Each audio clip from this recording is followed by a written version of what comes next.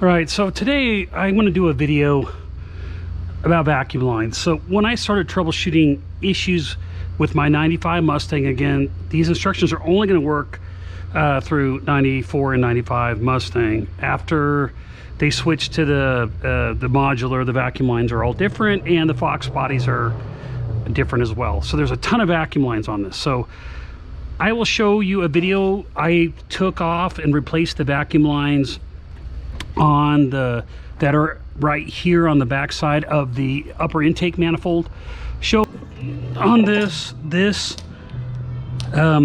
bigger spout here goes to the, and I went ahead and I did overkill here, but I don't want to ever have to go back in and do this. So I put clamps on this. Again, you don't have to, and it's really not needed, but I did it anyways. The upper intake, new hoses on it. The bigger one again goes back to the manifold, goes to the PCV valve, and then the smaller hose goes to the EGR or EVAP canister, and then the actual vacuum feeds off this port here. The other smaller line on the back goes to the EVAP solenoid, which is right here. Yours might be on this right here, but it goes to an EVAP solenoid. I've replaced the EVAP solenoid, and I put new lines in, and that line after that, after the EVAP solenoid, it goes at the hose, which I had to redo this complete hose. It was completely shredded on this car. Goes to the EVAP canister, and then the EVAP canister has a hose that goes here just for fresh air, and then there's a solid line. There's a solid line that goes back to the gas tank. So you want to inspect all these hoses. I already pulled this out and checked it. Again, I had to put a whole new hose on this just to get it working right. So you'll want to check that one out. The back of the manifold itself, this is the main hoses. These are the main hoses that that you're going to be concerned with here. So this hose here goes from this to the tree, and I'll talk about the tree, and then it splits off. One goes to the pressure regulator right here on the fuel rail. So you have the one hose there, and then the other hose, which is a red hose, comes back over here, and then it goes back into the well, and then the red hose splits here and feeds three other solenoids and a vacuum line. So what I did is I capped them off, and I just, you know, blew into them to see if any of them leaked. They did not.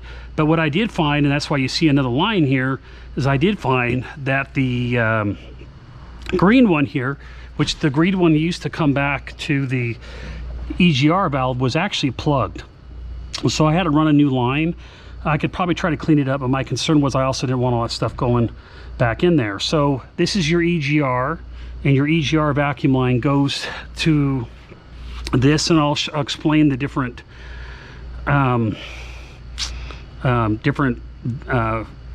regulators and vacuum regulators, solenoids, or whatever you want to call them.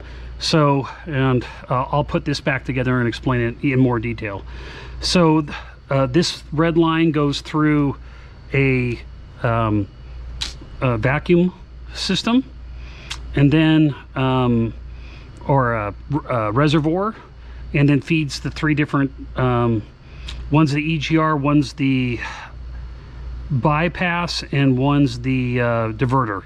So these vacuum lines go back here. The front one here is the bypass, and the back one is the diverter. So these are part of the fuel pump, or not fuel pump, these are part of the air pump, part of the emission system. And if, again, what I did is I just sucked on them and capped them to make sure that they kept sealed, and they did, except for the green one, like I said here, that goes back to the EGR. All the lines were good. So I found, I believe, my problem. So on the other side over there, again, there's a lot of vacuum lines in this car. When it goes to the tree, the one below it here is the vacuum line that goes into the car, that goes to another reservoir. There's a lot of reservoirs on this car. It goes into the environmental controls in the car, which control all the vents and stuff like that. So in the cabin, vacuum line goes right in by the AC here. This is the vacuum line. So if it's broken, you'll have to refeed it. I had to do that. Mine was so broken. But it feeds into the glove box, and behind the glove box, that's where the reservoir is for the environmentals. This other one above it here that I'm pointing to that goes into the driver's side well is for the, and I'll show that here in a minute, that is for the cruise control, and then the top one goes to the power booster. So looking at the one that goes into the driver's well,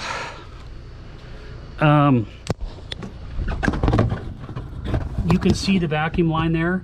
I did end up replacing it, though it was in pretty good condition.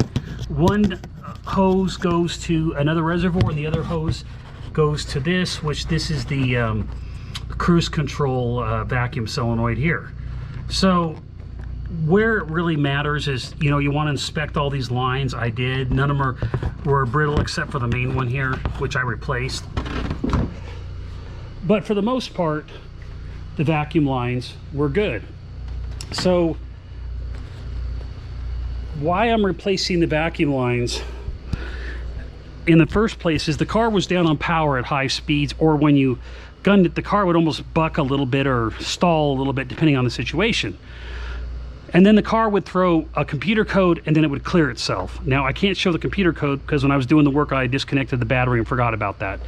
And this is the it's right here on the passenger side. This is the old style ODB1, and you would have to get a ODB1 type reader for Ford.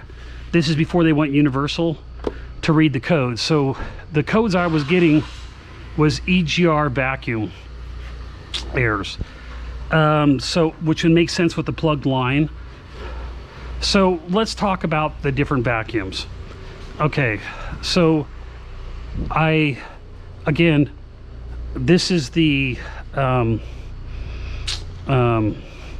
original bracket, and that bracket is mounted up in here, but you have to take it out, and I also took off the wheel to get to it. It's just an impossibility. So the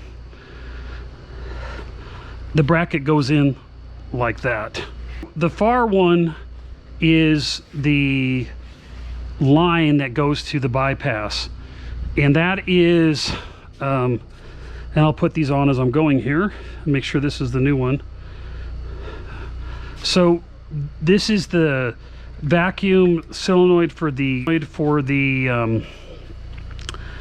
again for the bypass. Oops. Part number on that is 911156 from Dorman. The second one is the a diverter. The part number on the diverter solenoid or vacuum solenoid is it doesn't even say on this box. They put a sticker over it. That back on. Jeez, this does not want to go in. There we go. All right. And then this is the actual EGR regulator, and that goes right there, and it's actually held on with screws, not a clip. And then this is the reservoir. And for the EGR, it's from Duralast, it's EVS98. So the red lines go on the bottom. So I already pre-squirted these down with cleaner, the electrical connections. So I'm gonna put them back.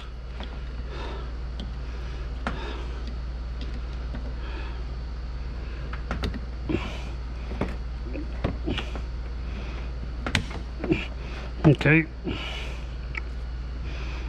and then take these vacuum plugs out. All the vacuum lines are back in. To recap, before I officially put this back into its home, the green is the EGR. EGR. The reds are just what's coming off the back of the manifold. This solenoid here is for controlling the bypass. You can see the color here. It's like a pink color. And the one next to it, which is the gray, is for the diverter. Again, these come off the air pump. So this would be, the problem is they're just called, when you look for them, they just say they're vacuum solenoids, but this really would be, again, bypass, vacuum solenoid, diverter solenoid, EGR solenoid, and then this one here, which is the, which I know you not forget to hook up, is just the reservoir. And I'm going to put a line around that.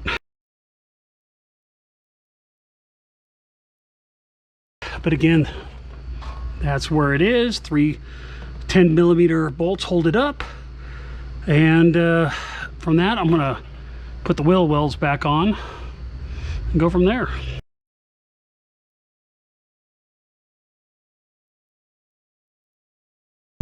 So if you like this video, go ahead and smash the like button below. If you want to see more videos like this in the future, go ahead and click the subscribe button and the bell if you want some notifications. See you next time on Chasing Mustangs. Thanks. All right. Great job. Yeah, I see it like literally every day.